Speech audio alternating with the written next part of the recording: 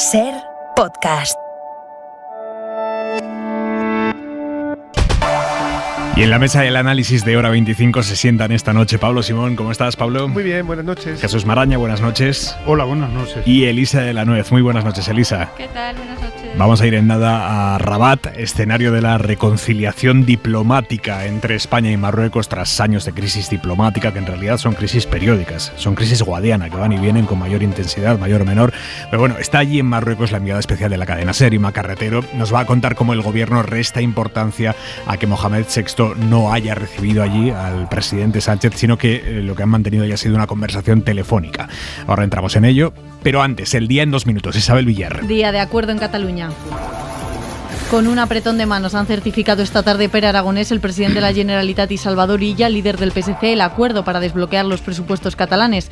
Acuerdo que pone fin a más de una década de política de bloques en Cataluña, cuando los independentistas solo pactaban entre ellos, aunque las dos partes dicen que lo de hoy es algo puntual, no un acuerdo de legislatura. Este es un acuerdo muy relevante, pero ¿qué es esto? Un acuerdo puntual muy relevante, es decir, no es un acuerdo de legislatura. És evidente que a pesar de aprobar este presupuesto con el PSC tenemos unas diferencias enormes en cuanto al modelo de país y esto no ha cambiado. Això no ha canviat. Palabras de Salvador Illa y la consejera de Presidencia Laura Vilagrà. Y los que siguen negociando son los socios del Gobierno Central, PSOE y Podemos, sobre cómo cambiar, qué hacer con la ley del solo sí es sí para frenar las rebajas de penas a delincuentes sexuales. Acaba de estar en Telecinco Irene Montero, la ministra de Igualdad, que insiste en que el problema no está en la ley, sino en una minoría de jueces que, según ella, la aplican mal, y reconoce una discrepancia fuerte entre los dos socios. Yo soy muy consciente del dolor y de la indignación de las víctimas y de la sociedad con las decisiones judiciales, y precisamente por eso soy consciente de que necesitamos dar una respuesta unitaria como gobierno. Tenemos una discrepancia fuerte en este momento en torno al consentimiento. Ese es mi principal objetivo ahora, proteger el consentimiento como centro de la ley. Según ha dicho, no contempla ningún escenario que no sea el del acuerdo. Más cosas. Yolanda Díaz ha recuperado hoy la propuesta de congelar las cuotas de las hipotecas variables, vistos los enormes beneficios que están teniendo los bancos. Hoy ha presentado resultados récord. El BBVA ganó 6.400 millones de euros en 2022. De ahí lo que plantea la vicepresidenta, aunque la banca ya ha dicho que ni hablar. Y la Reserva Federal de Estados Unidos ha anunciado esta tarde una nueva subida de los tipos de interés, aunque pisa el freno. Tras la tregua de la inflación, esta vez la subida de los tipos es solo del 0,25%, aunque dice Jerome Powell, el presidente, que habrá más subidas. Mañana anunciará la suya el Banco Central Europeo. Y científicos de ese país, de Estados Unidos, han llegado a esta conclusión. Como ahora los perros viven más, el cáncer se ha convertido en su principal causa de muerte. Además, los más grandes, de pura raza y machos, tienen más probabilidades de desarrollar la enfermedad y de hacerlo antes. El trabajo propone que se haga pruebas de detección a los cáncer a los perros y que comience a los 7 años. Gracias, Isabel. Y en la contra de Hora 25...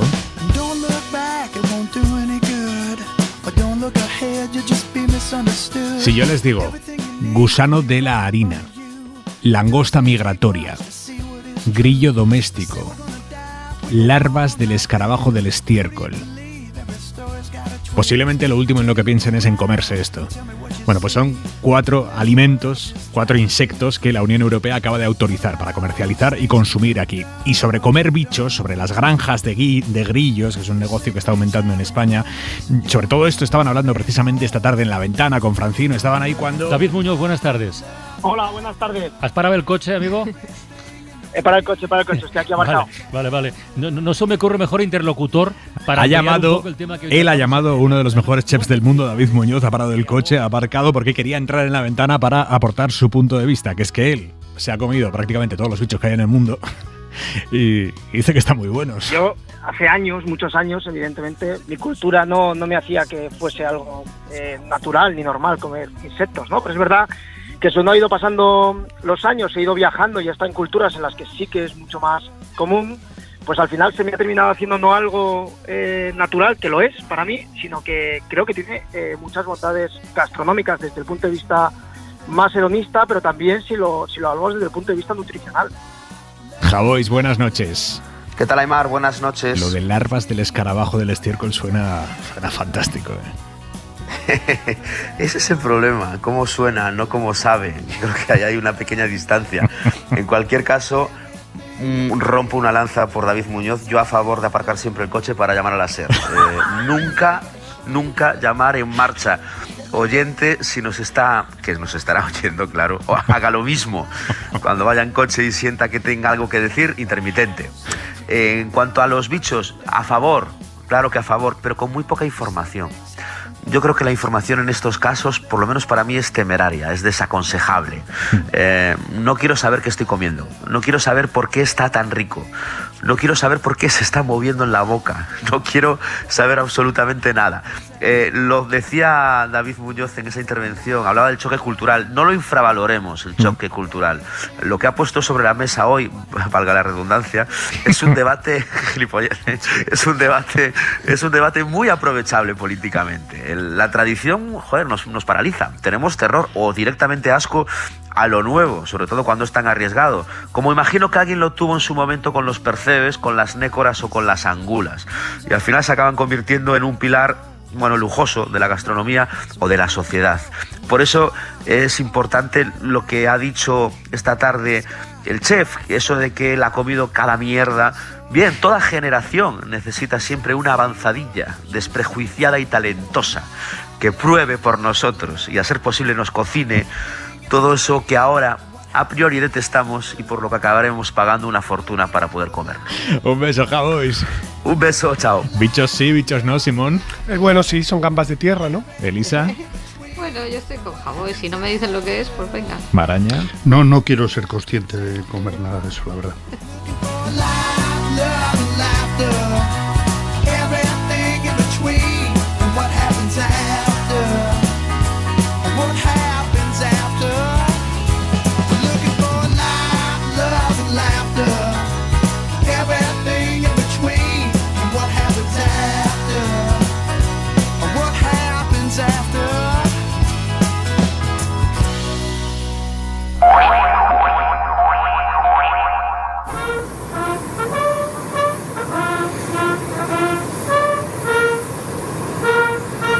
Así han recibido esta tarde al presidente del gobierno, Pedro Sánchez, a su llegada a Rabat para participar en la primera cumbre con Marruecos en 8 años. Una cumbre que debe servir para cerrar la crisis diplomática profunda entre los dos países que se ha agravado en los últimos años.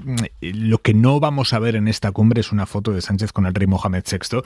Los dos han hablado por teléfono esta tarde antes de que Sánchez viajar a Marruecos, estando Sánchez en España, y Mohamed VI no va a recibir allí, en Rabat, al presidente español. Enviada de la SER a Rabat, Inma Carretero, buenas noches. Hola, buenas noches. Estos días hemos preguntado sobre esa posible reunión con el rey y la respuesta siempre fue que de la agenda de Mohamed VI solo informa la Casa Real, así que no se descartó esa posibilidad. La Moncloa dice ahora que desde hace días sabían que el contacto iba a ser telefónico y destacan que hay una relación personal entre el rey y Sánchez. Dicen que eso vale más que la foto o que un saludo protocolario. Recuerdan que en abril pasado le invitó en su residencia a romper el ayuno con su familia, que hoy han hablado durante media hora y que le ha invitado a esa visita oficial. Así que el ministro Álvarez ha replicado con rotundidad a las críticas del PP de humillación y ninguneo. El único ninguneo viene por parte del Partido Popular en entender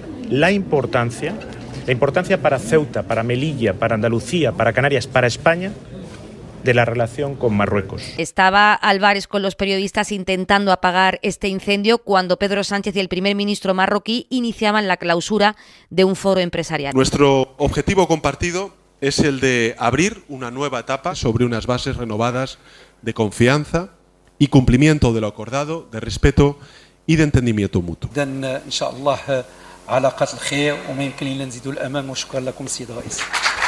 Aplausos al mandatario marroquí cuando ha reconocido la valentía de España por apoyar una visión histórica y realista, dicho, sobre el plan de autonomía del Sáhara, la razón de la ausencia de los ministros de Unidas Podemos. Para nuestro espacio político no se dan las condiciones para poder participar en una cumbre de estas características, especialmente después de ese giro unilateral que llevó a cabo el Partido Socialista con respecto al Sáhara. La Moncloa minimiza el hecho de que no hayan venido Unido. Los ministros de Unidas Podemos, no está la vicepresidenta Yolanda Díaz, insisten en que la de mañana es una cumbre histórica. Van a cerrar más de 20 acuerdos bilaterales y sobre todo destacan que trabajan para forzar una relación estable, sólida y evitar crisis periódicas que dicen que no se pueden permitir ni España, ni Marruecos, ni la Unión Europea. 2 países, una cumbre y multitud de derivadas. ¿Por cuál empiezas, Jesús Maraño?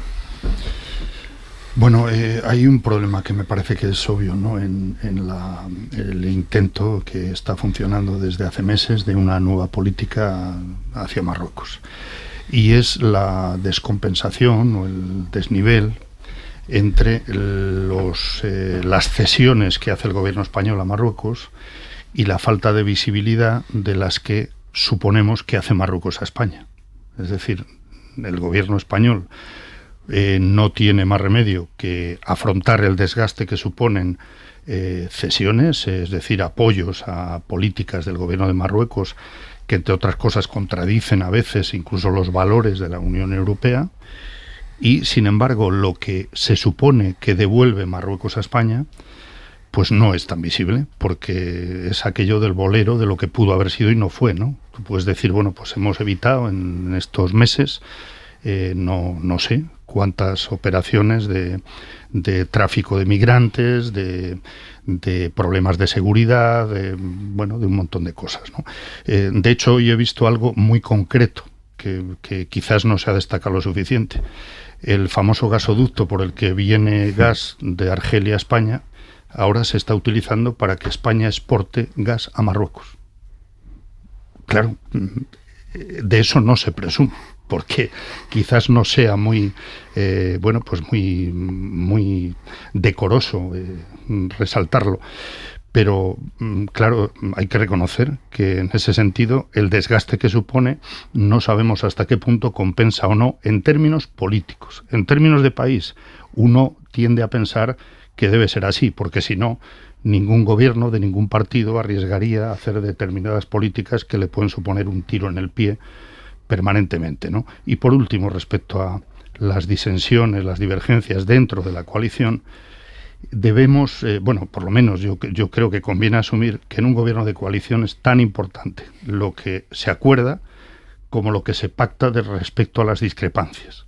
Es decir, no creo que nadie pueda esperar que el otro socio de la coalición cambie su visión sobre la política respecto a Marruecos, respecto a un régimen que no es plenamente democrático, ¿no? Y respecto a sus actuaciones en cuanto a derechos humanos, en cuanto a libertad de prensa, en cuanto a muchas cosas, ¿no? Bueno, pero eso no rompe la coalición. Es decir, debemos acostumbrarnos a que la política exterior, la política de defensa y otros ámbitos se han aceptado en esa coalición como que corresponden a la presidencia del gobierno y al socio mayoritario. Bueno, esto yo creo que rebajaría, si se asumen estos mimbres, digamos, pues rebajaría un poco también la tensión o el ruido que genera cada vez que hay algo como lo que se está produciendo hoy. Por cierto, no es la primera vez que el rey de Marruecos resuelve con una llamada telefónica lo que en principio podría parecer lógico que fuera un encuentro con el primer ministro. Hay que tener en cuenta que el rey considera que su par no es el primer ministro español, sino el rey de España, ¿no? Elisa, ¿cómo lo ves? Sí, yo también parecido, ¿no? Lo que pasa es que yo iría un pasito más y tú dices, claro, has dicho una cosa muy elegante que no es plenamente democrático, vamos a ver, que no es democrático en absoluto. Y segundo, que efectivamente se están haciendo unas cesiones que se puede de alguna forma ver como una especie de respuesta a un chantaje. Y yo creo que aquí además hay una cosa que tú bien has dicho, claro, lo que se evita no se ve, por definición. Entonces, pues dices, bueno, a lo mejor hemos evitado catástrofes en la valla de Melilla, pero no lo sabemos, ¿no? En cambio, lo otro sí se ve. Y se ve además por una cosa que le pasa también un poco a Marruecos, y voy a hacer aquí una similitud con RC, que dice expresamente que ellos lo que han obtenido a cambio es es el cambio de la postura de España con respecto al tema del Sáhara, con lo cual son muy explícitos en decir cosas que a lo mejor al gobierno no le interesa que estén todo el día encima de la mesa, ¿no? Es como cuando RC saca pecho y dice, hemos conseguido esto y esto, joder, no me lo digas todos los días. Entonces da un poco esa sensación de que realmente estás haciendo concesiones que además, como bien dices, afectan a valores fundamentales, como la votación del otro día del Parlamento Europeo. Pues hombre, yo supongo que no estarían muy cómodos los diputados socialistas votando en esa dirección, y en cambio el retorno suponemos que existe, pero ¿cómo lo visibilizas, no? Ahí me gustaría añadir una cosa muy breve. Sí. Creo que exactamente en ese sentido yo echo de menos que el gobierno español no haga más hincapié constantemente en el respaldo que debe hacer la Unión Europea respecto a esta política que hace España con Marruecos. Porque al fin y al cabo buena parte de lo que se está haciendo que no le deje tan solo, tiene que ver con que somos frontera con Marruecos. Simón. Y sin embargo parece que esto es una ocurrencia o es un capricho del gobierno español. Y oiga, es que esté también... Claro. Venga, Pablo. Bueno, a mi juicio aquí hay tres planos de análisis que están interconectados, ¿no? La primera es un hecho estructural que ya sabemos, que es que los países europeos tenemos subcontratada nuestra política migratoria, de seguridad y también económica a países autoritarios que están en nuestras fronteras. Esto es un desequilibrio que ocurre en Italia respecto a Libia, como a nosotros respecto a Marruecos, como las difíciles relaciones que, por ejemplo, tiene Grecia con Turquía, ¿no? Es decir, esto es un hecho y esto es un desequilibrio que de hecho se traduce en que tras la Guerra Fría, el único sitio del mundo en el que la ayuda de cooperación y desarrollo haya seguido creciendo por parte de los gobiernos sea justamente a los países del norte de África. Precisamente por este interés que siguen teniendo los países europeos en asegurar el que las violaciones de derechos humanos, etcétera, allí no se vean, ¿vale? No se vean en nuestros países y se ejecuten en suelo marroquí, como por cierto se conecta con la crisis que vivimos en el caso de no sabemos de qué lado de la valla ha caído la persona que ha sido abatida por parte de los gendarmes marroquíes, pensamos, ¿no? En cualquier caso, y esta es la segunda cuestión, el giro respecto a la posición que tenemos nosotros en el Sáhara Occidental, fijaos que ha sido muy criticada por parte de la oposición, pero sobre todo en las formas, no en el fondo. Es decir, yo algo que tengo relativamente claro es que el PP en el fondo respalda también el giro que ha dado el Partido Socialista respecto al Sáhara Occidental, porque en el fondo los dos grandes partidos ya habían abandonado la responsabilidad que tiene España respecto a la descolonización de ese territorio desde hace ya tiempo. Es más, tanto han sido los sacrificios que se han hecho que no solo ha ido en el giro de la postura histórica de España. Quiero recordar que tras la crisis que hubo en la bahía de Ceuta, se cobró ni más ni menos el Reino de Marruecos que la cabeza de una ministra de Exteriores. Es decir, que no es una cosa menor en términos de cesiones políticas, ¿no? Y por eso yo creo que esta cumbre... Y de la atención al representante del Polisario. Sin duda. Y fíjate, y en esta cumbre, en el fondo, hay como dos niveles. Uno son estos 20 acuerdos que demuestran que en el fondo las relaciones son necesarias. Nosotros somos el tercer inversor internacional en Marruecos, es decir, ellos dicen haber reducido un 31% la entrada de migración irregular. Esta relación de dependencia mutua, nos guste o no nos guste, existe, yo creo que sale reforzada, pero desde la perspectiva estrictamente política, no hay manera de que Marruecos ceda en nada una concesión al gobierno de España.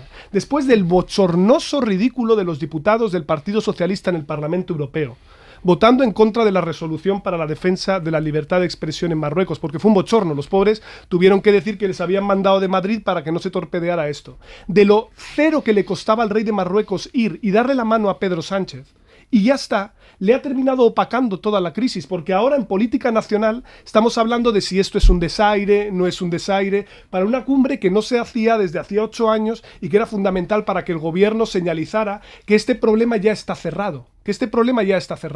Porque algo que también sabe el gobierno es que lo último que necesita ahora en una perspectiva electoral delante es que se descontrole alguna situación migratoria que tenga que ver con la gestión de Marruecos o haya un problema de terrorismo, porque al fin y al cabo dependemos de la inteligencia marroquí también para muchas de las redes que pueden estar en España, ¿no? Sí, lo que apuntaba sobre la postura del PP, claro, respecto al Sáhara, es que el cambio, el giro, que el gobierno no reconoce, pero yo creo que es evidente que ha habido un giro, ¿no? Pero la postura a la que se llega es la que mantienen Estados Unidos, Alemania, Francia, es decir, todos los socios principales de la UE, y que de alguna manera hay que defender, una vez que se adopta esa postura, deberían defender que eso tiene que ser compatible con un referéndum final sobre el Sáhara que tiene que aceptar Marruecos. Pero es lo que decía Pablo, estamos viviendo en un bloque con un vecino que por más que cedes e intentas llevarte bien, bueno, pues grita, reprocha, no da ningún paso que pueda bueno, pues justificar las cesiones que tú haces. Este es el problema de fondo, ¿no? Porque si luego el vecino hace la derrama, es decir, claro, luego el vecino puede cumplir o no, pero hijo, no te cuesta nada en la escalera saludar. Es decir, al final es de lo que estamos hablando aquí, que en términos de visibilidad política siempre hay la necesidad de hacer un desaire. Eso es. Siempre hay la necesidad de hacer un desaire. Yo entiendo que a lo mejor también conecta con política interna de Marruecos, puede ser que tenga que ver con esto, pero se supone que en una situación de buena vecindad, si las relaciones diplomáticas ya son estables... Por eso a mí me parece fundamental que tuviéramos mucho más paraguas de la Unión Europea. Es decir, que no estuviéramos solos en esta relación de vecindad difícil, por decirlo suavemente. Y en esta crónica internacional, a esta de la noche, sumamos una voz más, la del ministro de Defensa ucraniano, que acaba de decir que se están preparando ante una muy previsible gran ofensiva rusa, coincidiendo con el aniversario de la invasión. Oui, nous pensons que, étant donné qu'ils vivent dans la symbolique, dans les symboles, ils vont essayer tenter quelque chose aux alentours de 24 Dice que février. sospechan que Rusia está preparando esa gran ofensiva que coincida con el aniversario de la invasión, el 24 de febrero. Lo creen porque Rusia vive instalada en el simbolismo y sospechan que pueda intentar algo en esa fecha, bien una ofensiva en el Donbass o en el sur del país. Y lo aprovecha para pedir más armas. Obviamente la voz de la mujer era de la traductora del ministro de Defensa ruso en la tele francesa. Bueno, volviendo a España, Pere Aragonés, presidente catalán, y Salvador Illa, líder del PSC, han firmado esta tarde el acuerdo para desbloquear los presupuestos catalanes.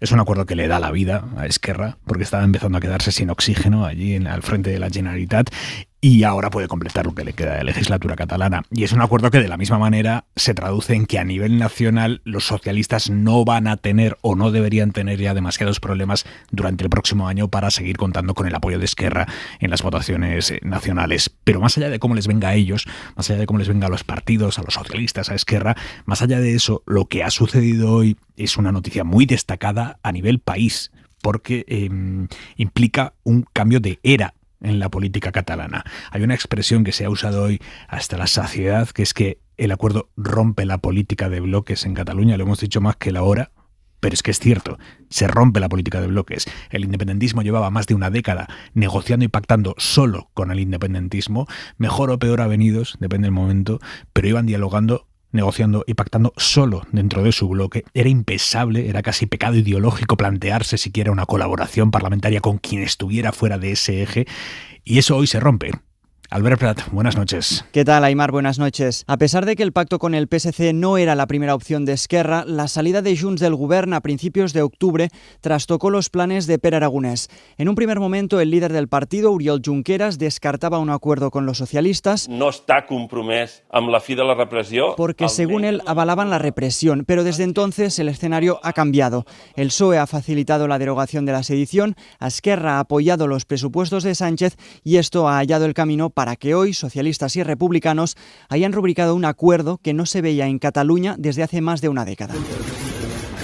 Este pacto aleja el adelanto electoral en Cataluña y acaba con la política de bloques de independentistas y no independentistas que ha marcado los últimos 10 años en el Parlamento. Hoy, sin embargo, ambas partes se han esforzado en marcar distancia. No es un acuerdo de legislatura. Es evidente que a pesar de aprobar este presupuesto con el PSC tenemos unas diferencias enormes en cuanto al modelo de país y esto no ha cambiado. En esta negociación los socialistas han querido demostrar que son la primera fuerza en Cataluña, han logrado imponer al Govern infraestructuras que tensionan a las bases de Esquerra, como por ejemplo la construcción de la B40, un tramo de autovía contrario a los republicanos. Y veremos qué pasa con el aeropuerto del Prat, porque según ha podido saber Ser Cataluña, en privado Esquerra ve con buenos ojos la ampliación de la tercera pista, aunque invada en parte una zona protegida que hace año y medio defendieron a capa y espada. Gracias, Albert. Cambia el eje, Simón. Sí, y el autonomismo ha muerto, larga vida al autonomismo, ¿no? Es decir, en el fondo hemos vuelto otra vez a la lógica tradicional en la que operaban los parámetros de la política española, que es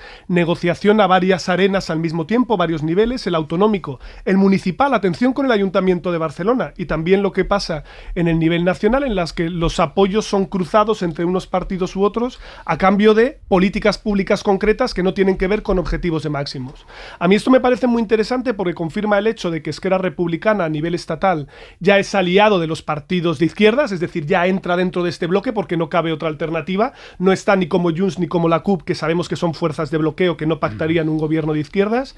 Esto es interesante porque le da oxígeno desde luego a Pere Aragonés y articula un tripartito, pero sin estar muy claro quién lo lidera, y luego el Ayuntamiento de Barcelona, que es una plaza abierta en la que todos los sondeos dicen que no se sabe exactamente qué partido va a ser el primero, pero en todos ellos suma un tripartito de izquierdas. Por tanto, en el fondo, lo que podemos terminar encontrándonos es que hay pactos que refuerzan tripartitos de diferente naturaleza en los tres niveles y que esto configura la política de ahora, pero también la que está por venir, próxima legislatura y tras el 28M. Elisa. Sí, yo soy un poquito menos optimista. A ver, primero, esto es la única solución que tenían porque, digamos, sus socios independentistas les han dejado tirados. Esto no es que yo he elegido,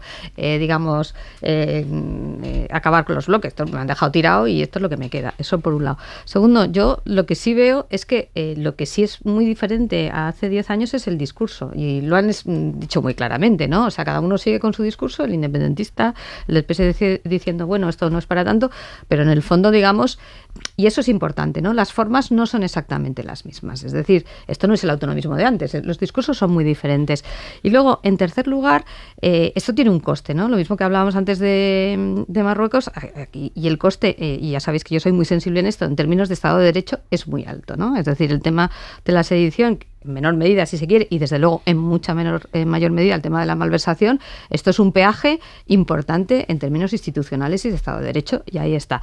Que ahora se vayan a ocupar de verdad de gestionar de infraestructuras y tal, bienvenido sea, ¿no? Porque llevamos muchos años sin hablar de esto, pero no creo que sea muy razonable pensar que estamos en el punto de partida y que estos 10 años no han traído muchas cosas, a mi juicio, negativas para el Estado de Derecho, para la convivencia y en general para el gobierno en Cataluña. Maraña.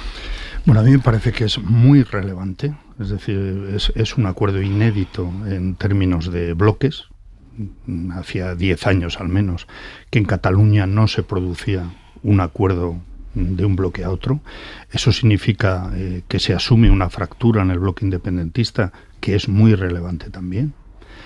Y luego hay un argumento que yo escucho constantemente, que es el de que ambos se necesitan, ¿no? Es decir, que esto garantiza la gobernabilidad para Sánchez y para RC, y ahí me parece que se pierde en el retrovisor el hecho de que en realidad en lo que queda de legislatura y desde hace ya meses el gobierno de coalición no necesitaría RC, no sería imprescindible. Se podría tirar hasta las generales sin un acuerdo de presupuestos ni un acuerdo de otro tipo con RC. Y eso me parece muy relevante en términos de política. Sin sacar adelante agenda legislativa, Jesús. Claro.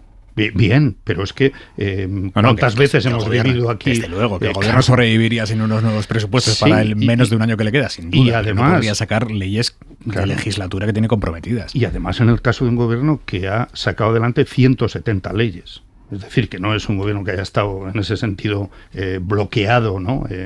Es decir, en términos de estabilidad, ya estaba hasta aquí, digamos, demostrada una estabilidad que, por cierto, no han tenido los gobiernos de coalición autonómicos en la derecha, que han tenido que adelantar elecciones uno detrás de otro. Es decir, la política, que me parece el fondo del asunto, ¿no?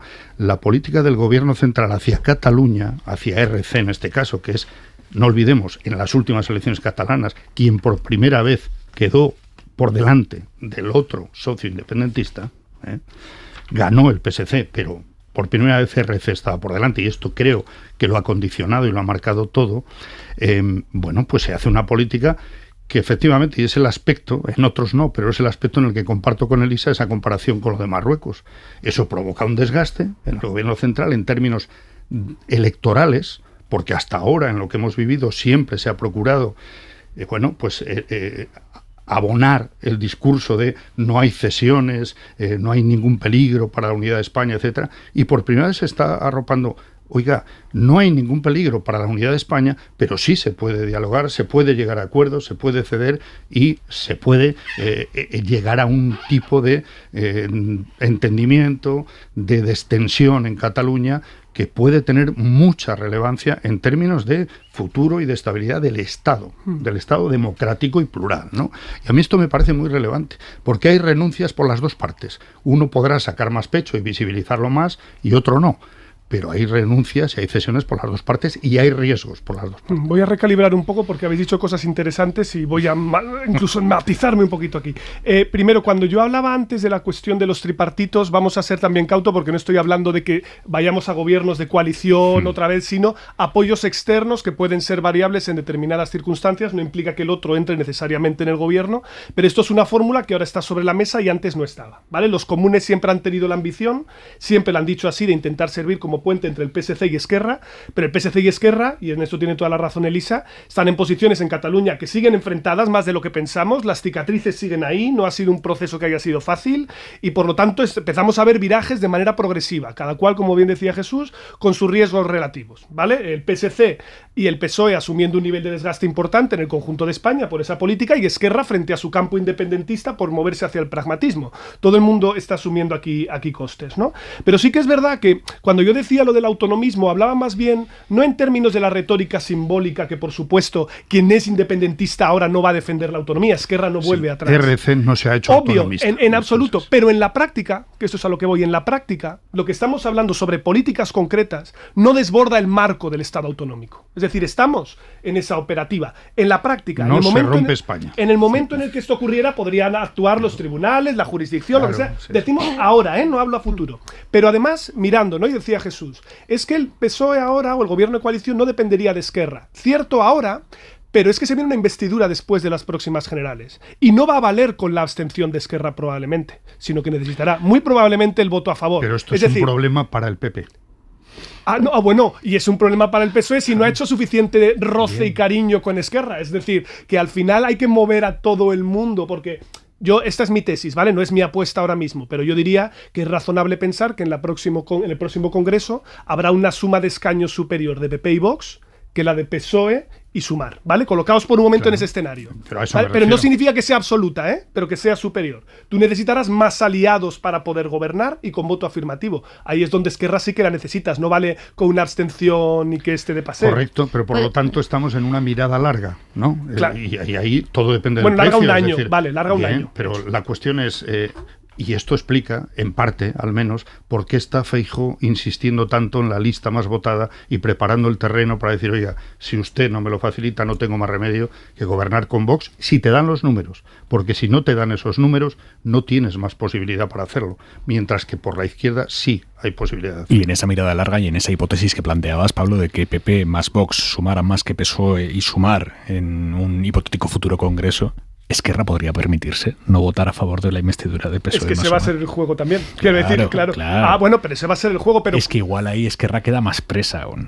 Pero ¿acaso CUP y Junts no podrían perfectamente votar en contra? Puedo decir algo que tendrá que ser a cambio de algo. Quiero decir, obvio, y ahí todo, entra, claro, y ahí entra, y tú decías una cosa, vale, el tema, estamos en lo que estamos, en gestión real, en infraestructuras en el aeropuerto, pero mientras tengas ese tipo de discurso y además, y como bien sabéis, los símbolos son importantes y las formas también, es muy fácil que lo siguiente que digan ahí, famoso referéndum, ¿por qué no? Tal, y esto es una cosa muy sencilla de poner encima de la mesa y además, con perdón, va un poco en los genes del independentismo, ¿no? Decir, oye, pues yo te apoyo si tú me haces eso, y ahí ya volvemos a entrar en el lío, que en fin, lo sabéis vosotros mejor que yo.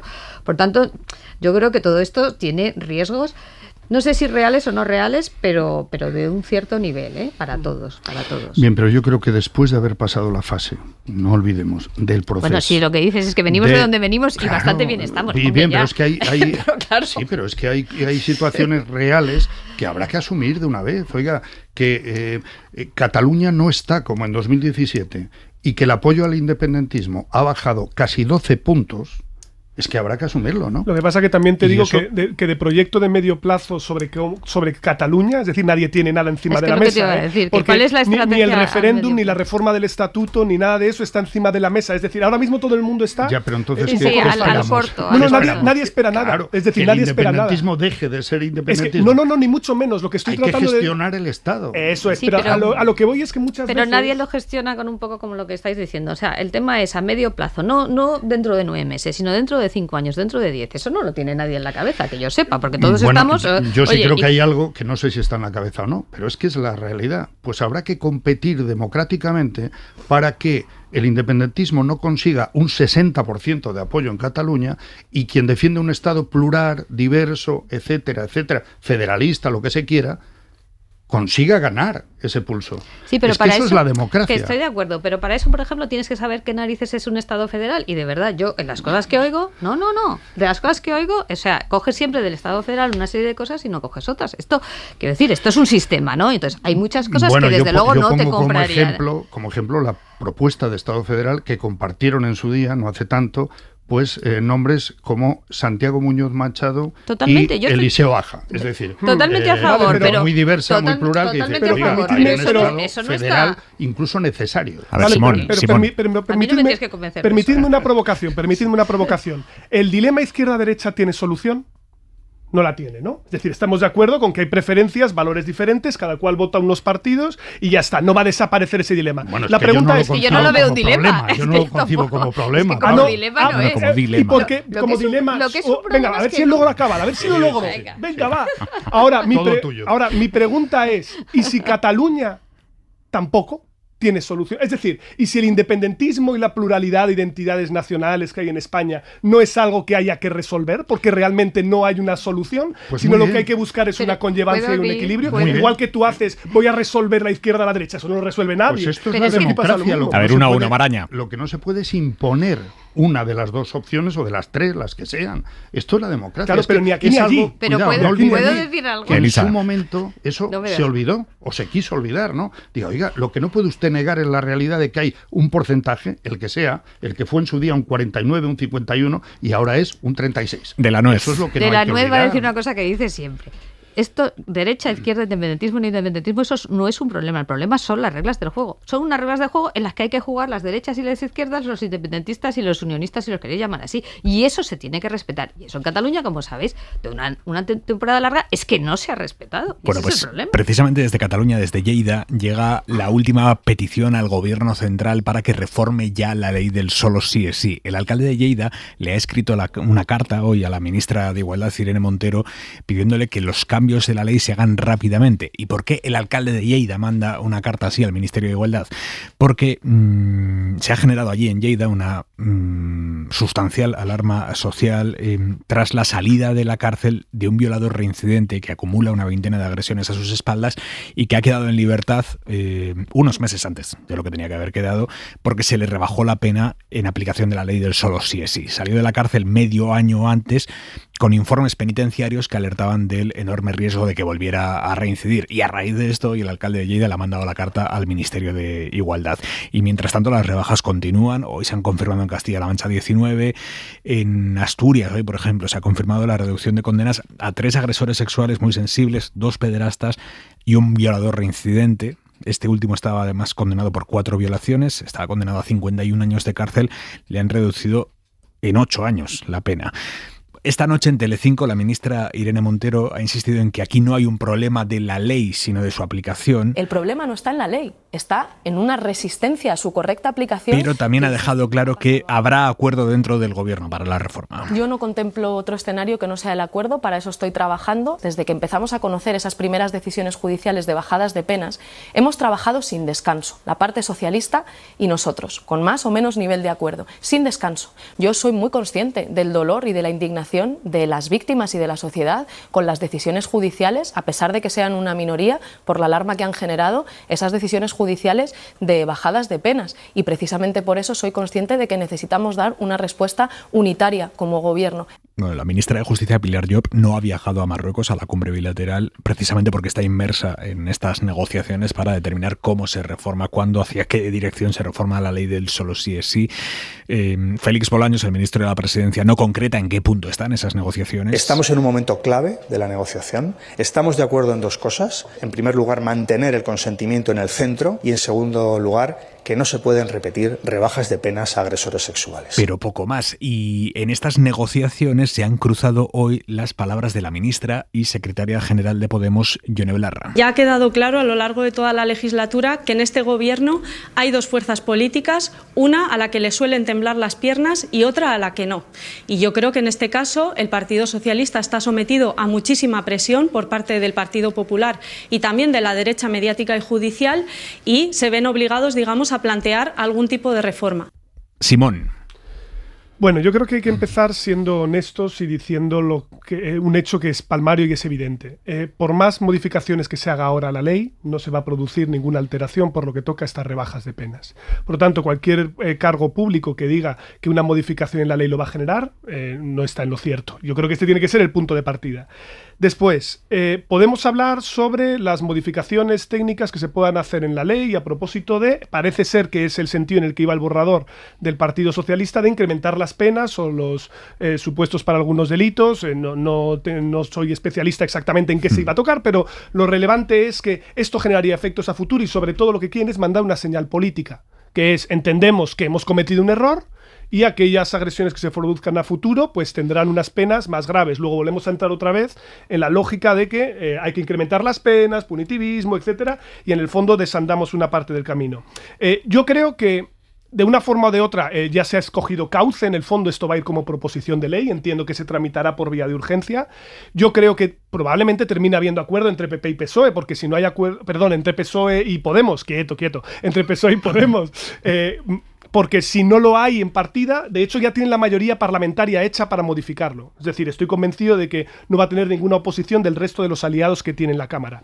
Lo que yo me pregunto es cómo es posible hacer que sea equivalente o que sea compatible la idea de que la ministra de Igualdad dice que el problema no es la ley, pero al mismo tiempo dice que habrá acuerdo, pero al mismo tiempo dice Yone Belarra que es que a algunos le tiemblan las piernas. Entonces no entiendo bien. Es decir, ¿había que modificar o hay que modificar la ley o no? Pero esto que no lo aclaren, porque parece que toda la Cámara y los aliados de la Cámara del Gobierno están de acuerdo, el PSOE está de acuerdo, la mayoría también de los grupos parlamentarios están de acuerdo en que hay que modificarlo, aunque no genere efectos presentes, pero dentro de Podemos no lo sé, porque parece señales contradictorias. Y esto será fundamental, porque si quieres corregir algo, el primer punto de acuerdo es que hay algo que está mal, porque entonces ya podemos ir a corregirlo. Si no, no hay manera de desenrocar este discurso, ¿no? Elisa.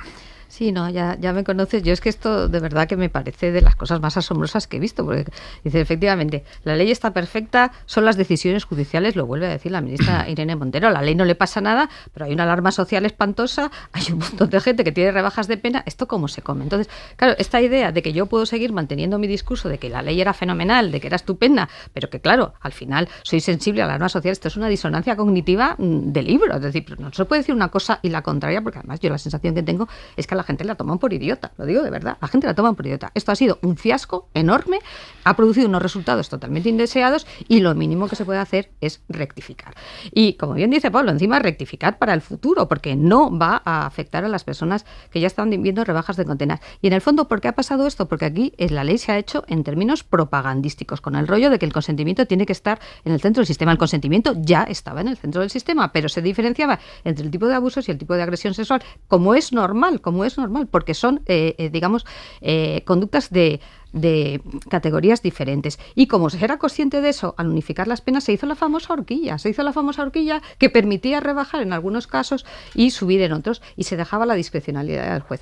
Este es el rollo que ha pasado aquí. Todo esto, además, como sabéis, viene de la famosa sentencia de la manada. Entonces, claro, que por una sentencia desgraciada, por un voto particular absurdo, tú montes este follón, la verdad que es para hacérselo mirar, ¿eh? Es para hacérselo mirar. Y una cosa que también a mí particularmente me llama muchísimo la atención, y si no hubiera unas elecciones, es que a lo mejor esto no lo cambiaban, ¿eh? Y te lo digo así de claro. Yo pienso que si no hubiera unas elecciones a la vista, aquí nadie estaría hablando de rectificar ni de modificar la ley. A mí esto de verdad me duele, porque de verdad que esto es una cosa gorda que impacta a mucha gente, que ha sido un fracaso total, con unas consecuencias muy negativas, y yo pienso, pues a lo mejor sin elecciones no la cambian. Jesús. Bueno, en un asunto tan complejo y tan sensible, yo voy a coger el ejemplo con el que habéis abierto la crónica, ¿no? Que es el de Lleida. Hay una alarma que expresa el alcalde en su carta y en su petición, que es por un depredador sexual, hay que decirlo así, que sale a la calle por beneficiarse de la ley del sí es sí. pero yo creo que es importantísimo concretar más los datos. Es un señor que sale a la calle 6 meses antes de lo que saldría. ¿Vale? Sí, claro, lo han dicho, efectivamente. Pero hay que incidir en lo eso. Que iba a salir en la calle, claro. Digo, para entender de qué estamos hablando cuando hablamos de toda esta repercusión y toda esta error, como se quiera denominar. Este señor ya salió a la calle en 2008 después de cumplir otra condena y al mes volvió a cometer delito. Y ha pasado 14 años en la cárcel. Lo digo porque cuando se emplean los términos de brocha gorda, parece que hay autobuses de gente saliendo de la cárcel pues con condenas altísimas.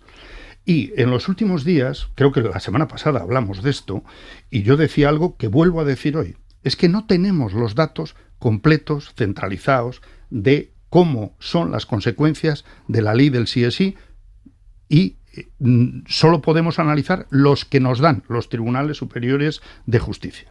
Hace unos días, después de recibir las respuestas de 13 de los 17 tribunales superiores de justicia, en Infolibre analizamos más de 150 autos y sentencias relacionadas con la aplicación de la ley del sí es sí. Y hay algunas conclusiones que son claras. En las penas más altas, en las penas graves, no ha habido cambios de nada. En las penas mínimas ha habido, y es donde está habiendo rebajas de penas, es decir, en los que estaban condenados a menos pena. Y en las penas intermedias es donde hay contradicciones, es decir, que tribunales distintos toman decisiones distintas, interpretan la ley y las rendijas de la ley, si se quiere llamar así, de una forma distinta. Yo no voy a entrar en si quien lo interpreta rebajando penas es más machista y quien lo interpreta de otra manera es menos machista. Lo que digo es que son interpretaciones distintas, como pasa con otras leyes, ¿vale? Sí, pero como bien dices, lo que me parece preocupante, lo que me parece preocupante es que ahora lo que se pretenda es, o se arriesgue, es cubrir el error, si es que se puede denominar así, puesto que hay penas mínimas que se están rebajando, y eso es evidente, con otro error, que sería caer en el populismo penalista. Es decir, en olvidar que todo esto se hizo, y es verdad que tiene aspectos muy positivos, entre otras cosas cumplir el convenio de Estambul, que no se estaba cumpliendo, y no convertir a la mujer y a la víctima en quien tiene que demostrar o tiene que arriesgar su propia vida para que al culpable lo condenen de una manera determinada. Creo que eso es un riesgo y que hay que dar la cara y defender. Oiga, de la nuez. Sí, esto, a ver, yo estoy de acuerdo en que hay que matizar, como tú bien dices, pero estas son consecuencias no deseadas de algo que no tenía por qué pasar. Por tanto, oye, que yo estoy de acuerdo, punitivismo, no sé qué, pero la realidad es que no se quería rebajar penas. Esta es la realidad. Segundo tema. Nadie quería hacer eso. Claro, y esto es lo que ha pasado. Segundo tema,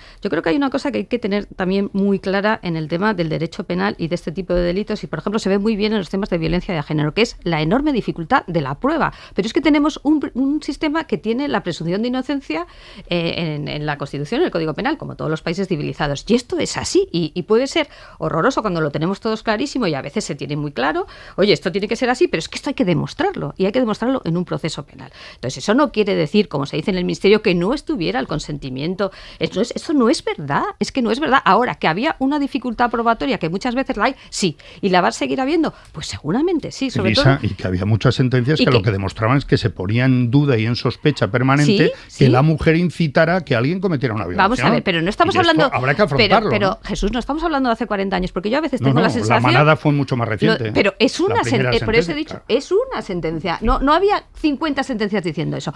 Hace 40 años, o hace 30, incluso hace 20, sí, pero ahora no. Entonces, claro, sale una sentencia tremenda, no sé qué, y ¡pum! Legislamos de conformidad con esa sentencia. Lo decía el otro día. Esto nosotros lo llamamos legislar para la foto. Legislar para la foto. Tengo un caso y digo, uy, lo voy a arreglar. Claro, lo arreglo y monto un pifostio muchísimo peor de lo que quería. Simón. Arreglar. Sí, a mí hay además dos cosas que me parecen particularmente desgraciadas, ¿no? La primera es que el Departamento de Igualdad y en general el feminismo quede ahora secuestrado por un discurso que se centra exclusivamente en el punitivismo, ¿no? Ahora parece que ya se ha asimilado las dos cosas. Además. Se ha mezclado todo el marco, entonces ya no estamos hablando de nada, sino que igualdad se le coloca como el epítome de aquel que tiene que ser más severo, más duro con el tema de los abusos y las violaciones, pero no hablamos de todas otras dimensiones pensiones que se suponía que también venía, cuando ahora se reivindican algunas o algunos como titulares del 8M con todas esas demandas que había detrás. Y luego también una cosa que me parece enormemente desgraciada es que parece que estamos ya en un punto en el que los principios básicos de indubio pro reo y que es preferible es como conservador y contraproducente, cuando es todo lo contrario, ¿no? Es garantismo puro. El marco exacto, de un discurso que no es eso es a lo que voy, a que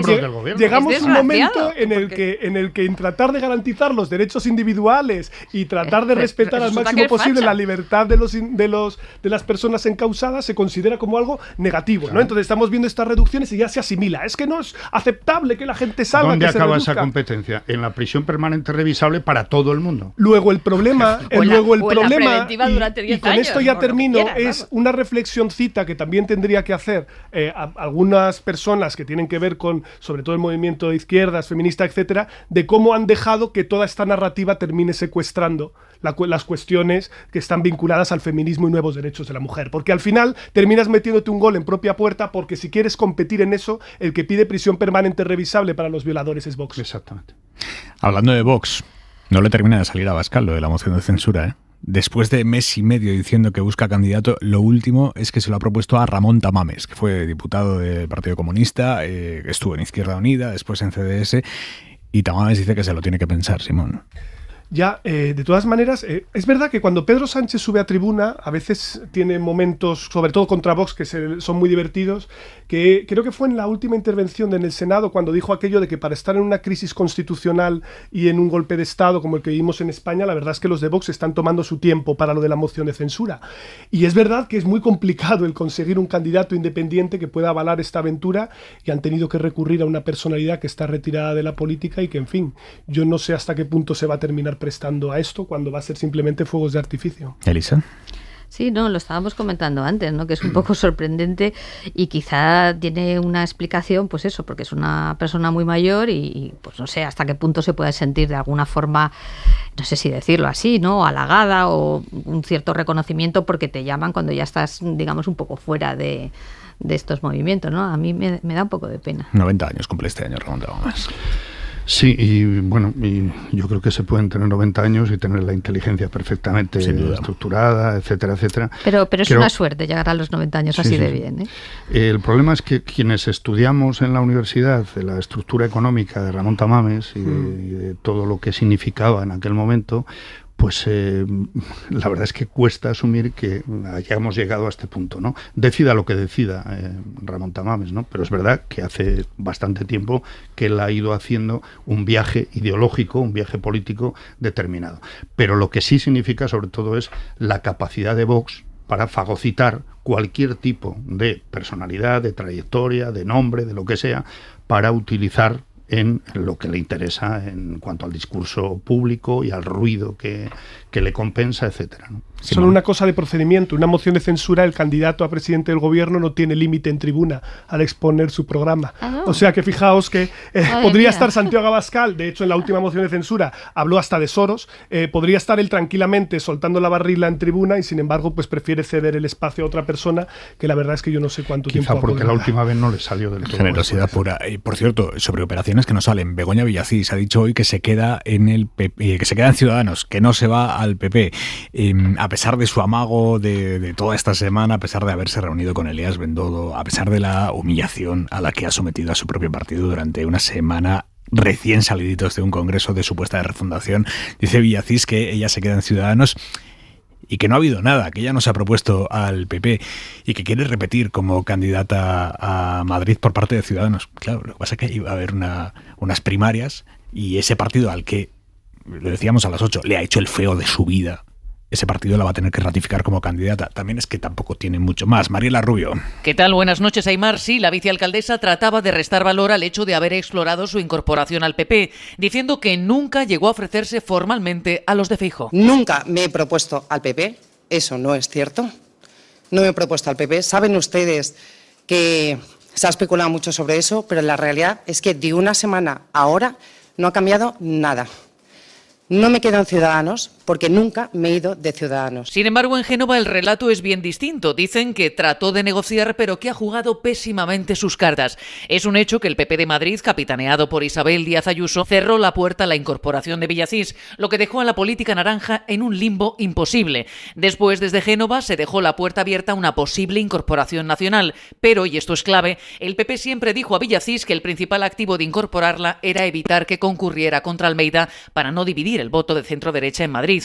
Hoy mismo Núñez Feijóo hablaba así por la mañana de ella en Onda Cero. Ha sido y es una buena vicealcaldesa de Madrid y ha sido leal. A mí me gusta que la gente buena pues entre en mi partido. Pero ahora que ha decidido presentarse por Ciudadanos, dicen en el cuartel general popular, se enfría la posibilidad de ficharla en un futuro. Su valor después del 28 de mayo, dicen, es mínimo. Por su parte, en Ciudadanos, ante la ausencia de alternativa, saludan el paso de Villacís, hablando de la vicealcaldesa como el gran activo del partido. Y las huelgas indefinidas de atención primaria en Madrid y en Navarra continúan. Hoy los médicos han vuelto a salir a la calle en la capital.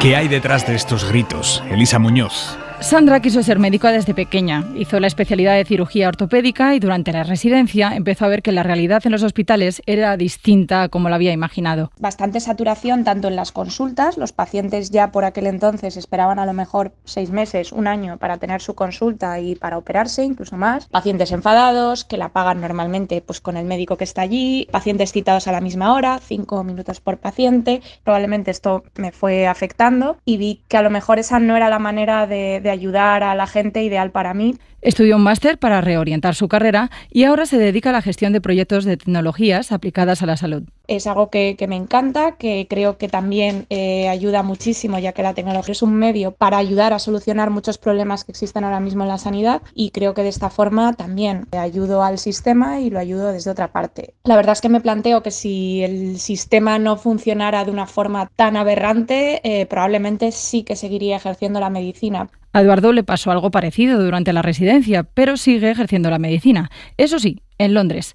Además de los sueldos, una de las cosas en las que ve más diferencia es en la flexibilidad. Desde que tuvimos nuestro hijo, por ejemplo, yo he decidido trabajar 4 días a la semana con muchísima facilidad y sin problemas, y eso, pues o por lo menos cuando yo trabajaba en España, era muy difícil de plantear. Otra cosa en cuanto a flexibilidad es la capacidad de combinar trabajos en el Reino Unido. Yo trabajo 2 días de asistencia en un hospital público y otros 2 días lo trabajo en la universidad haciendo investigación en la enfermedad de Parkinson. Además, destaca la unión del sector en el Reino Unido y su fuerza a la hora de reivindicar la profesión. Asociaciones del Colegio de Médicos o las asociaciones profesionales de determinados médicos, de neurólogos, por ejemplo, que es la que conozco yo, tienen, digamos, bastante poder de decisión en cuanto a diferentes aspectos laborales. El tiempo que tienes que dedicar a ver a los pacientes, como el tiempo que tienes dedicado para hacer papeleos o otras cosas que no sean de asistencia clínica. Eduardo no se plantea volver a España de momento porque además cree que no se les pone fácil. Tamara es médico de cabecera en una zona semirural de Barcelona y tiene claro que el problema fundamental de la primaria es la falta de personal. Nosotros llevamos en el equipo con una baja desde antes de la pandemia que se empezó a cubrir hace unos meses, pero además no se ha cubierto del todo porque pues, ese médico trabaja también en otro sitio, entonces hay días que no puede venir, se compacta su jornada. Varios compañeros que han venido nuevos se han ido porque no, bueno, pues porque hay muchísima sobrecarga, que no se trabaja bien, y no puede ser que sigamos arrastrando situaciones prepandemia. Si antes del COVID la situación ya era mala, la pandemia la ha hecho insostenible. Tamara tuvo que cogerse la baja después de hacer muchas horas extra todos los días durante los meses más complicados y ahora ha hecho mucho trabajo personal y sabe reconocer ciertos síntomas. Y me conozco, y ya antes de llegar a acabar fatal con las náuseas, con el dolor de cabeza, pues cuando ya veo que ha habido mucha presión y que hemos pasado mal varios días, pues a veces tengo que parar. Y a lo mejor paro un día, y si tengo que coger la baja un día, 24 o 48 horas como para coger aire, pero claro, si trabajáramos todos, si todas las bajas se cubrieran, las cosas serían diferentes. No conozco ningún equipo en el que no haya mínimo 1 o 2 de baja. Una compañera suya lleva de baja desde septiembre y ahora se ha cogido una excedencia. Que ya no quiere volver a esto, que lo ha pasado muy mal y que bueno, que se dedicará a hacer certificados médicos y otra cosa, pero que no vuelva a esto. Y yo a veces en algún momento me he planteado, digo, cojo una excedencia, pero han hecho una carrera muy larga con una residencia, con tal, y yo, pues esto es lo que sé hacer. Y a mí me gusta, pero claro, con otras condiciones. El Euribor ha subido al cierre de enero hasta el 3,33%. No estaba así desde finales de 2008 y esto encarece la hipoteca media en 286 euros al mes. Para que la tenga variable, obviamente, pero es que 7 de cada 10 hipotecados en España la tienen variable. 286 euros más de media en la cuota para quien le toque renovar ahora en enero. Estamos ante un roto muy grande para muchas familias. Y al mismo tiempo, y precisamente derivado de la subida de tipos, los bancos han empezado a confirmar hoy sus enormes beneficios. El BBVA, por ejemplo, ha presentado resultados y ha batido récords. 6.400 millones de euros de beneficios en 2022, que es un 38% más que el año pasado. Y a raíz de estos datos, Yolanda Díaz, la vicepresidenta, y Unidas Podemos han recuperado la propuesta de topar, digamos, las cuotas de las hipotecas variables. Pero la banca ha contestado esta noche diciendo que de eso nada. Jordi Fábrega, buenas noches. ¿Qué tal? Buenas noches. No es una propuesta nueva, pero la cascada de beneficios récord que presentan estos días los bancos le ha dado nuevos argumentos a Podemos. Con los mejores resultados de nuestra historia, el presidente de BBVA, Carlos Torres, anunciaba a primera hora un beneficio de 6.420 millones de euros durante el año pasado, un 38% más. Y poco después, Podemos decía que estos números son injustos cuando hay familias con problemas para pagar la cuota de su hipoteca. Yolanda Díaz pedía intervenir para fijar un límite a esas hipotecas variables. Que no es de sentido común es que la cuota hipotecaria le haya subido 250 euros al mes y las entidades financieras estén teniendo unos beneficios que son absolutamente extraordinarios. Una idea que fue rechazada en septiembre, que vuelve a ser rechazada hoy por el Ministerio de Asuntos Económicos, que no ve necesario por ahora ir más allá del acuerdo que firmó con la banca hace 2 meses para extender el Código de Buenas Prácticas. Es el mismo argumento de la patronal bancaria AEB que preside Alejandra Quindelán. Este es un acuerdo importante, un acuerdo muy trabajado con el gobierno español. Es un ejemplo más del apoyo que la banca brinda a sus clientes. El código amplió su perímetro para proteger a hasta 1,5 millones de hipotecados, decía Economía. La realidad es que en los 10 años que lleva aplicándose, antes de los últimos cambios, apenas 60.000 se habían acogido a sus beneficios. Jordi, gracias. ¿Qué veis en este debate? Elisa de la Nuez, Pablo Simón, Jesús Maraña, ¿qué veis en este debate de poner un tope para el precio de las hipotecas variables? ¿Es una solución necesaria y factible? ¿Es demagogia inviable? ¿Qué es, a vuestro criterio? Pablo, empiezo por ti. Bueno, yo creo que es una discusión interesante, ¿no? Y vamos a tratar de desagregar un poco esto porque hay que ir aquí con pincel fino.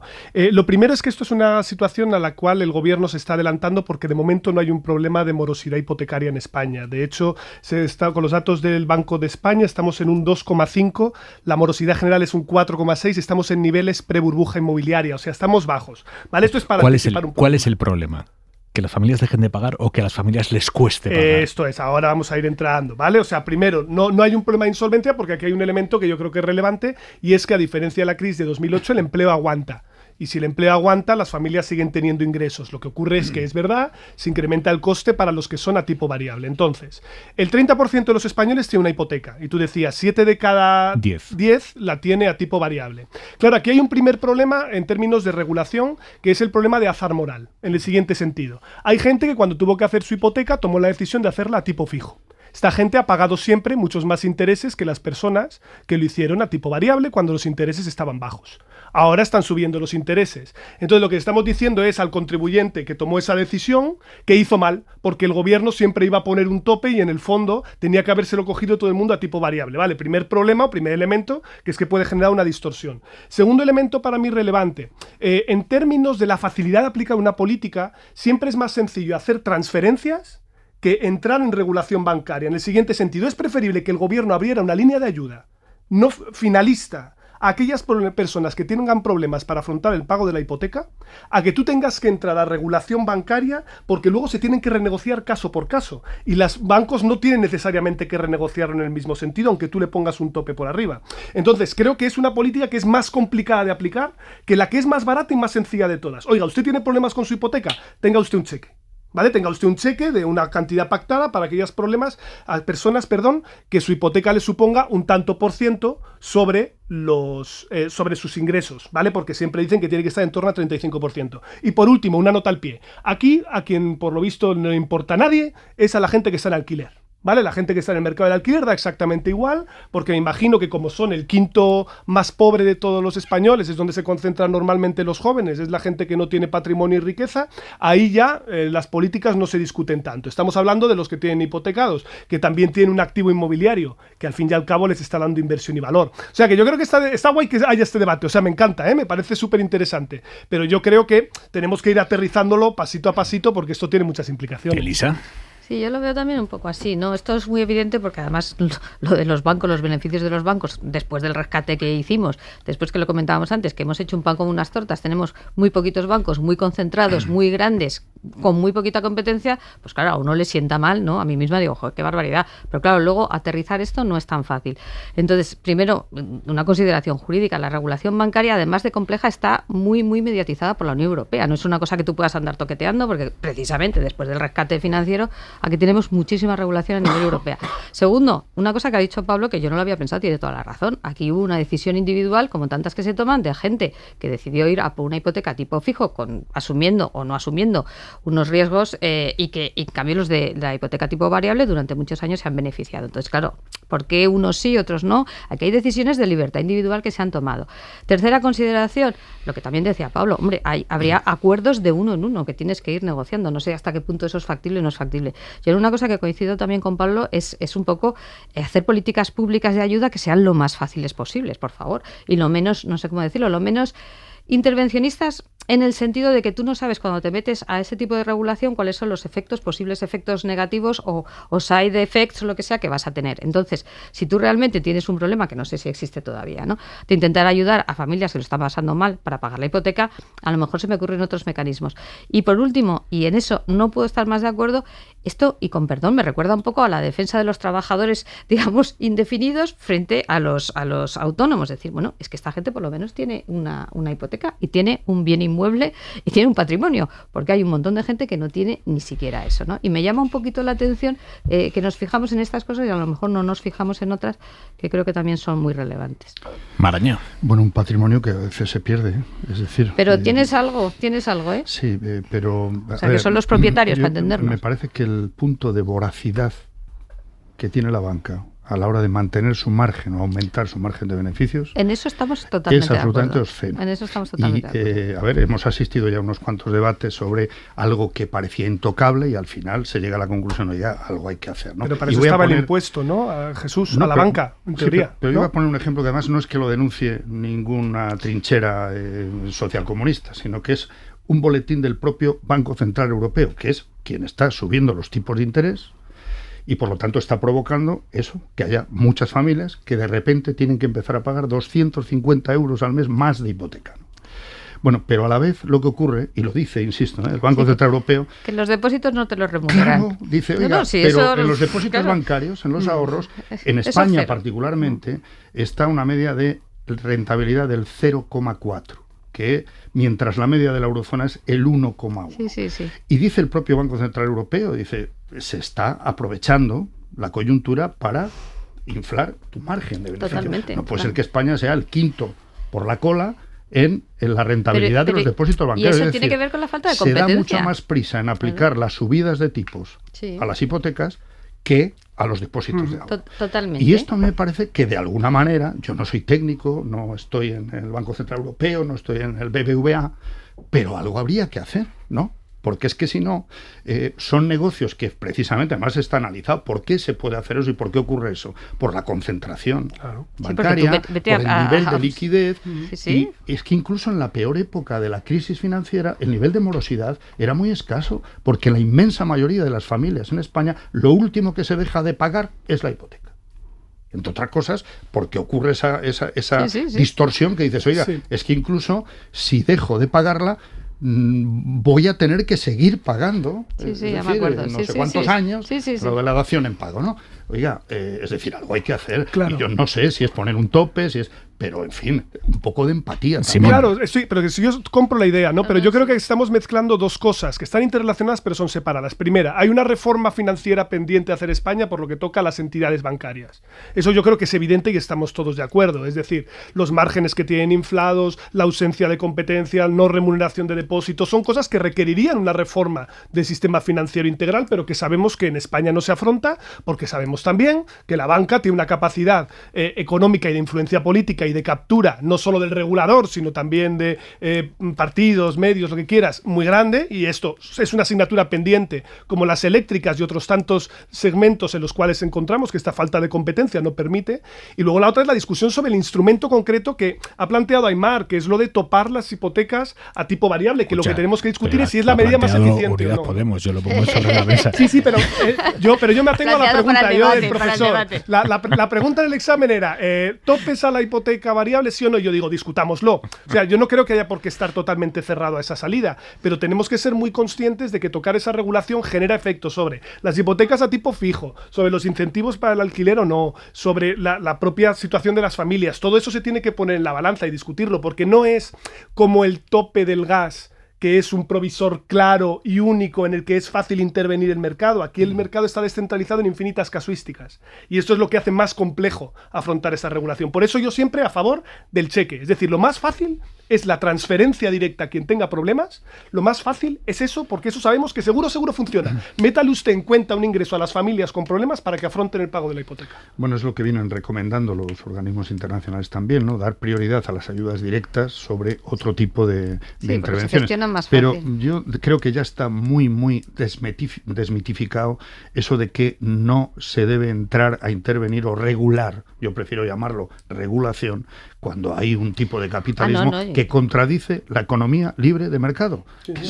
Si hay una concentración tal que usted hace lo que quiere a la hora de poner precios, de márgenes, etcétera, etcétera, algo hay que hacer, ¿no? No, totalmente de acuerdo. Y además hay una cosa también que no se me olvida comentarlo, cuando decía la portavoz de la EB, es que ya tenemos un acuerdo, no sé qué, es que el soft law, que es, digamos, esto no funciona, sabemos que no funciona, es decir, no, vamos a hacer lo posible, esto no funciona, que al final funciona es la regulación o la amenaza de la regulación, esto también lo sabemos. Por cierto, la patronal COE ha confirmado hoy el fichaje de otro exalto cargo del gobierno de Rajoy, José Luis Ayllón, colaborador de esta casa, por cierto, y con Ayllón son ya 3 los miembros del gobierno Rajoy contratados por la patronal: Fátima Báñez, exministra de Trabajo, autora de la polémica reforma laboral, la persona que como ministra de Trabajo arbitraba intereses entre los empresarios y los trabajadores. Bueno, pues ahora está a sueldo de los empresarios. También lo está Íñigo Fernández de Mesa, exsecretario de Estado de Economía, ahora vicepresidente de la patronal. Y lo último, hoy lo hemos sabido, José Luis Ayllón, director de gabinete de Rajoy, hasta la moción de censura, va a ser el nuevo director de Departamento de Asuntos Públicos y Relaciones con las Cortes de la patronal. Buena cantera ha encontrado la patronal en el Partido Popular, por lo que sea. Bueno, pues ojalá que ejerzan una mayor influencia, ¿no?, en el Partido Popular, porque ayer mismo escuchamos a Feijóo decir que él era partidario de subir el salario mínimo el 8%, al que se ha negado la patronal. Sí, también la patronal le dijo al PP que había que votar a favor de la reforma laboral, de la última, y el PP votó. Por eso digo que a medida que se hagan fichajes, pues estaría bien que influyeran algo más, ¿no?, en la línea de lo que parece que defiende el PP en determinadas coyunturas. Y una cosa más, la Generalitat de Cataluña le ha mandado una carta al Ministerio del Interior pidiéndole explicaciones por la supuesta infiltración de un agente de la Policía Nacional en movimientos independentistas catalanes a raíz de una información que publicó el periódico La Directa. Es una información en la que se decía que un policía nacional estuvo infiltrado durante 2 años, entre 2020 y 2022, en colectivos sociales y sindicales de Barcelona. Y como digo, lo que institucionaliza esta noticia es el hecho de que la Generalitat de Cataluña pide explicaciones ya oficialmente al gobierno de España. Bueno, la existencia de policías infiltrados en ámbitos de todo tipo no es ninguna novedad, pero en este caso hay una derivada que sí es delicada, y es que 5 mujeres han presentado una querella en los juzgados de Barcelona asegurando que este supuesto infiltrado mantuvo relaciones sexuales y afectivas con ellas, engañándolas, haciéndose pasar por quien no era, para introducirse en sus círculos. Y ellas ahora denuncian esto como un supuesto delito de abusos sexuales continuados y contra la integridad moral. Hablan de violencia sexual institucionalizada y acusan al policía de haber utilizado estas relaciones para acceder a informaciones íntimas, personales y políticas. Dicen, no puede haber consentimiento sexual si no es libre e informado, y dicen que en caso de que las mujeres hubiesen sabido que se trataba de un policía, no habrían consentido, no habrían prestado ese consentimiento. Todo esto, insisto, es el relato de la denuncia. Veremos qué recorrido judicial tiene, si es que lo tiene. Pero nosotros hemos preguntado a los expertos cuáles son los límites de los infiltrados, hasta dónde pueden llegar, hasta dónde no. Javier Bañuelos, buenas noches. ¿Qué tal? Buenas noches. Bueno, lo primero que hay que tener claro... El policía encubierto no tiene un DNI con una identidad supuesta caprichosamente, sino que está autorizado por el Ministerio de Justicia, el Ministerio del Interior, es decir, con todas las garantías que exige la ley. Plenas garantías, pero también las mismas obligaciones que cualquier ciudadano. El agente encubierto, ya sea digital o sea físico, tiene un límite, y es que él no puede provocar un delito. Cuando la actividad del encubierto se enfoca en movimientos abiertos, asambleas ciudadanas, su nivel de infiltración le permite la captación de información, nada más. Esas son las líneas rojas que traza Chema Gil, perito judicial en técnicas de investigación policial. Ningún policía, Guardia Civil o CNI que haya conseguido una infiltración abierta, en este sentido no creo que necesite de ninguna relación afectivo-sexual. Otra cosa es que para vender una moto necesitamos que tenga bujías el motor, etcétera, aunque esa moto no arranque. O dicho de otra forma, para el director de estudios de seguridad humana en Universae, no es plausible que un infiltrado organice una relación sexoafectiva para conseguir simplemente información. Esas operaciones de captación mediante relaciones afectivo-sexuales y tal, lo he visto más en el espionaje clásico y demás. Y otro detalle, Aimar, importante, a diferencia de los policías encubiertos, que sí necesitan un aval judicial porque están inmersos en una investigación judicial, en el caso de los agentes infiltrados no necesitan ese visto bueno de ningún juez porque se dedican a hacer un servicio de inteligencia recabando información, una función amparada, recordemos, en la Ley de Fuerzas y Cuerpos de Seguridad del Estado de 1986. ¿Qué dice de todo esto el Ministerio del Interior? El Departamento de Grande Marlaska defiende la existencia de policías infiltrados, dicen es legítima y oportuna. Esas son, Bañuelos, las palabras literales que figuran en un informe al que has tenido acceso, en el que alegan que estos agentes actúan bajo un paraguas legal que les permite captar información de interés en el entorno en el que se mueven individuos radicales comprometidos con proyectos secesionistas e ilegales. Esto es literal. Sí, Interior justifica esa infiltración de agentes como una vía para acercarse a individuos que pueden estar detrás de delitos graves como subvertir el orden constitucional o alterar la estructura territorial del Estado. Según este informe del Ministerio del Interior, está más que legitimada la actuación de los servicios de información e inteligencia en Cataluña, en concreto entre el mundo asociativo independentista, porque existe, dicen, una amplia gama de asociaciones que coadyuvan a la consecución ilegal de la independencia de Cataluña, llegando a realizar en algunos casos, según Interior, acciones de tipo radical violento. En este informe, Aimar, elaborado por la Comisaría General de Información, detallan que estos agentes en Cataluña están bajo un paraguas de absoluto ajuste a la legislación vigente, básicamente la Ley de Secretos Oficiales y también un reciente Real Decreto de 2020.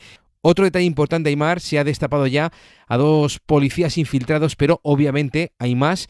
Interior lo deja claro por escrito, la prevención de estos delitos, y es textual, tiene una actividad duradera en el tiempo, por lo que esta actuación policial requiere un esfuerzo de obtención de información constante y sostenido en el ámbito de la inteligencia que no siempre puede ser acometido, reconoce Interior, con técnicas de investigación tradicional. Información de Javier Bañuelos, gracias Bañu. Punto y 25.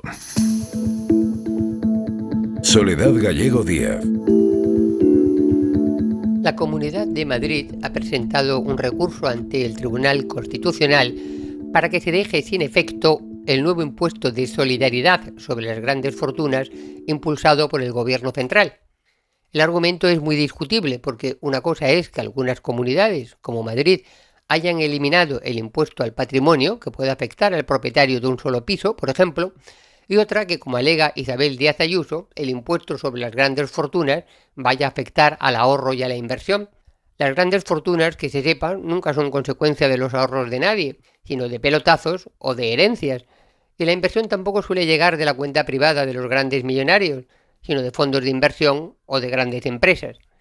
En este caso, lo que plantea el Gobierno es un gravamen sobre la fortuna de personas físicas que exceda los 3 millones de euros. A la espera de lo que decida el Tribunal Constitucional, bien está recordar que un impuesto parecido al que impulsa el Gobierno de Pedro Sánchez existe ya en otros países miembros de la Unión Europea o incluso en la muy liberal Suiza. Punto y 25. Y abrimos ya el larguero, Manu Carreño. Pues sí, vamos con la resaca que está hablando Xavi Hernández. Después de la victoria ante el Betis en Sevilla, le sacan 8 puntos al Real Madrid. Mañana juega el Real Madrid con el Valencia y luego contamos en el larguero una noticia importante. ¿Y me vas a dejar así? Así te voy a dejar. ¿De qué ámbito? Del ámbito deportivo. ¿Quieres alguna pista más? Qué jeta tienes. Pablo Simón, Jesús Maraña, Elisa de la Nuez. Un abrazo. A todos a escuchar el del ámbito deportivo. Hasta mañana, adiós. Suscríbete a Hora 25. Todos los episodios y contenidos adicionales en la app de Cadena Ser y en nuestros canales de Apple Podcast, Spotify, iVoox, Google Podcast y YouTube. Escúchanos en directo en la Ser de lunes a viernes a las 8 de la tarde. Cadena Ser. La radio.